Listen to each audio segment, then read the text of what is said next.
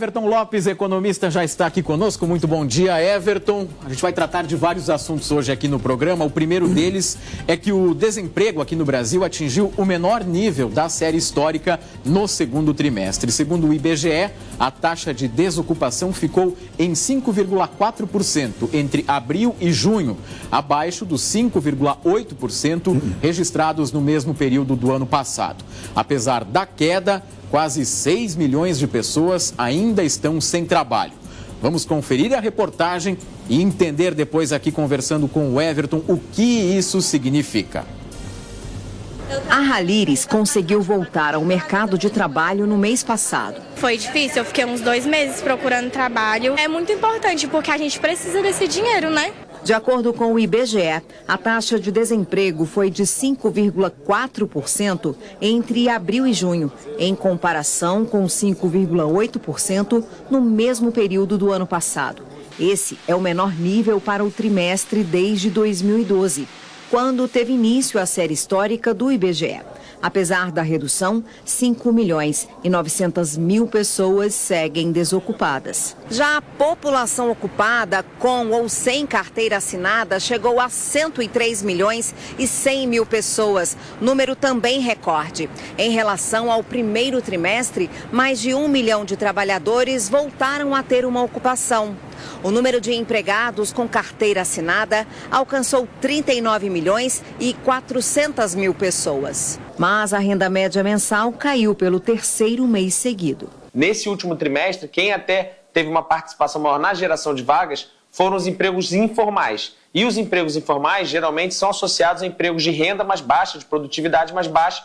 Então, enquanto eles crescem um pouco mais, é natural que a renda média da economia diminua um pouco, mas ela ainda continua no patamar positivo quando a gente compara com o ano anterior. Bom, Everton, vamos lá. Analisando esse número, houve uma queda, houve uma redução. Ele revela o que a respeito da nossa economia ou existem alguns desafios escondidos por trás desses números? Everton, bom dia. Bom dia, Penzão, bom dia a todos. Olha, na verdade, houve um crescimento, né? Isso é bom. Isso significa mais dinheiro na economia, mais dinheiro circulando, importante para que a economia se movimente. Ainda é pequeno isso, mas a gente precisa evoluir um pouco mais para que as coisas melhorem ainda. E em relação a esse aumento, é um comparativo num período de espaço curto, né? Isso. Entre um ano e outro. Eu lhe pergunto em relação aos desafios, porque também a taxa de desocupação continua grande, né? Essa é a grande preocupação, né? Porque apesar do crescimento pouco significativo, ainda temos muita gente desempregada, ou seja, é preciso gerar emprego, é preciso que a economia se estabilize um pouco mais para que a economia volte a girar com mais rapidez, mais dinheiro no mercado, o fim do ano está se aproximando, né? Estamos chegando, que é um movimento bastante grande da economia, então tem que ter dinheiro aí no mercado e, obviamente, emprego. Deve crescer um pouco mais por causa do final de ano também, né? Tá certo. Everton, agora nós preparamos uma reportagem que fala sobre o preço de alguns alimentos que estão em queda. É o que diz a medição mais recente. Eu quero analisar esses dados contigo na sequência, tá? Pode rodar. Quem vai à feira ou ao supermercado já pode conferir.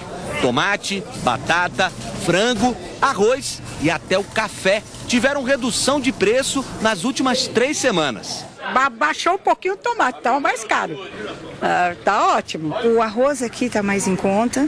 A batata aqui sempre foi mais barata, tá? Então, assim, em comparação com a feira que ficou bem mais barato. A queda apareceu também numa pesquisa recente.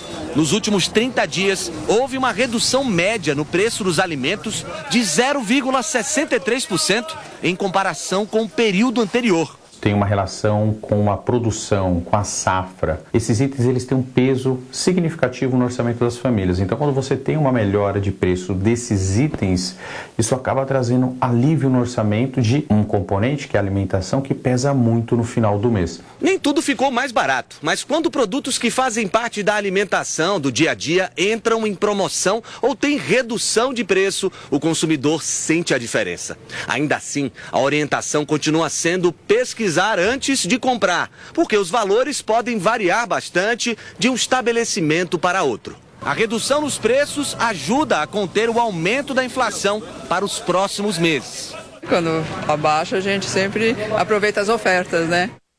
Olha, Everton, vou citar como exemplo o preço do café. Eu já vi o mesmo produto com R$10 de diferença entre um mercado e outro. Eu acho que o grande recado para a população é pesquisar, né? É verdade, Pinzon, porque o café ele vinha já de um tempo para cá uma alta subindo enorme. muito. E o tomate, que foi vilão muitas vezes, agora está aí com um preço mais baixo. Bom, isso é importante, como foi dito na reportagem, as pessoas fazerem pesquisa de preço e um outro dado importante, uma dica importante, substituição. Aquilo que pode ser substituído, aproveitando as quedas, as promoções, vai aliviar cada vez mais o orçamento do consumidor, que tem sofrido bastante. A substituição, por exemplo, da proteína, a carne, temos o frango, temos a carne de porco, que aqui no Rio Grande do Sul tem um preço excelente. Dá para pesquisar. Mercado público aqui da capital sempre com boas promoções em relação principalmente à carne de porco. Exatamente isso que tu falaste, porque a pesquisa de preço faz com que tu consiga fazer a substituição, verificando qual está mais barato no mercado. Isso é importantíssimo para fazer o dinheiro render até o final do mês. Hoje, dia 31. Ainda mais hoje, que é o final do mês. Né? Eu vi uma frase na internet, o Everton, que a pessoa estava passando bom ar nas axilas porque o desodorante acabou e não conseguiu comprar o desodorante aí. Tem que fazer o dinheiro render até o final do mês. Né? E é importante que chegue o final do mês e também nos primeiros dias do mês seguinte existem promoções grandes nos atacados grandes, nos supermercados. Então, aproveite esse momento e equilibre o seu orçamento. E a Receita Federal libera hoje a consulta ao terceiro lote do imposto de renda, Everton. Aí é bastante dinheiro chegando, caindo na conta, né? Mas ainda tem gente que não recebeu porque aquele problema que nós já comentamos, que é o fato do CPF não vinculado na conta. Dá tempo, quem não recebeu hoje a sua restituição, dê uma olhadinha lá no GovBR, verifique se há alguma pendência, corrija para que nos lotes residuais que virão a partir daí, possa chegar esse dinheiro na conta. E hoje, dia 31 de julho, é o último dia para o pagamento da taxa de licenciamento dos carros aqui no Rio Grande do Sul. Quais são as informações em relação a isso, Everton? Olha, R$114 é o valor, mas assim, muito cuidado, pague, resolva esse problema se estiver pendente, porque a multa é 7 pontos na carteira e quase R$300 a multa, então vai pesar no orçamento. Então é importante levar em consideração aí e verificar lá no Detran, no GovBR também, se está em dia com o licenciamento. Everton, bom final de semana para você. Cuidado com o bolso, hein? É verdade, temos que ter esse cuidado, é importante. Obrigado, Everton. Bom final de semana, viu? Também. 8 horas, 2 minutos agora. É a hora de ficar atento às próximas